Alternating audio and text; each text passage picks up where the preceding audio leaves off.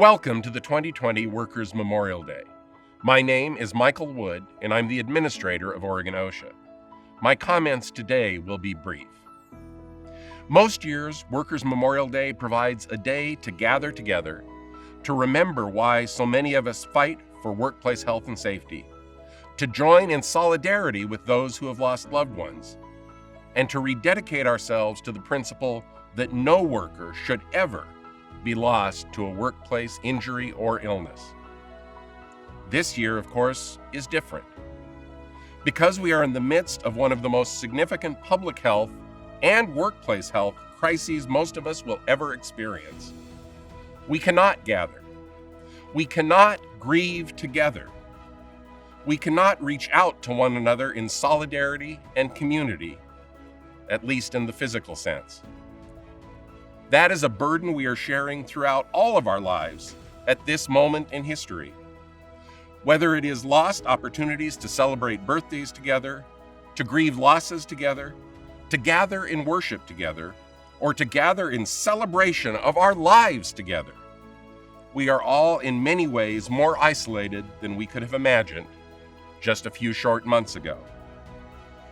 But that is also why it is important that Worker Memorial Day 2020 not simply passed by unnoticed.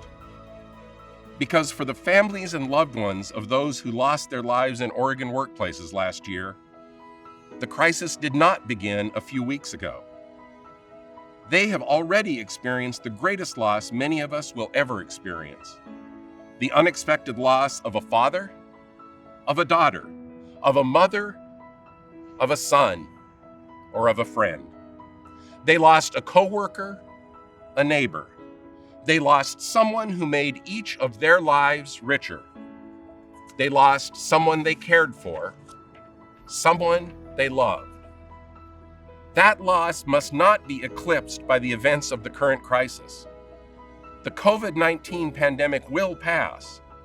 For many of us, we will return to our lives with little change, and these days will simply fade into memory. But others will have lost loved ones to this disease, and some of those will, no doubt, be gathered for Worker Memorial Day in 2021. Those who remember their loved ones today know already the pain of such a loss. They know the frustration, the grief, and even the anger at a life cut short, at a story that has ended before its final pages could even have been written. And they understand that such a loss is no less real for having happened in the shadows, unnoticed by the public, and sometimes barely mentioned by the news. There are times when we gather together to celebrate our successes, but this is not one of those times. Today, and this year, perhaps more than ever, we must remind ourselves that no loss of life in our workplace can ever be tolerated or accepted. We must remind ourselves that no one ever sends a loved one off to work in the morning with the recognition that their family and friends will not see them again. But it happens, and it happens far too often. It happens far too often, even for all of our past successes. Every year when I prepare this speech, I realize my words can never fully rise to the occasion. That whatever I may say, or however eloquently I may say it, I cannot do justice to the memories of those whom we grieve during this ceremony. And that has never been more true than now, as I look into a camera. But rest assured that I have not forgotten that there are faces behind this camera lens. I cannot hear your story today, as I do in other years, but I know that you have one to tell, and I grieve your loss. As I grieve your loss, and even as I recognize that I can never fully understand that loss, I also make you this promise.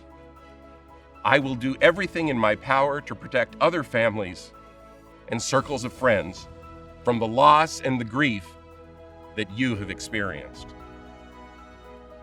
Together, those of us at Oregon OSHA and throughout Oregon who work to eliminate hazards that can cause serious injury, illness, and even death, share in that promise. We can do better. We will do better, because we must do better. We owe it to you and to those for whom you grieve. I'll ride with the horses, I'll swim through the sea, I'll climb to the mountain tops. Won't you come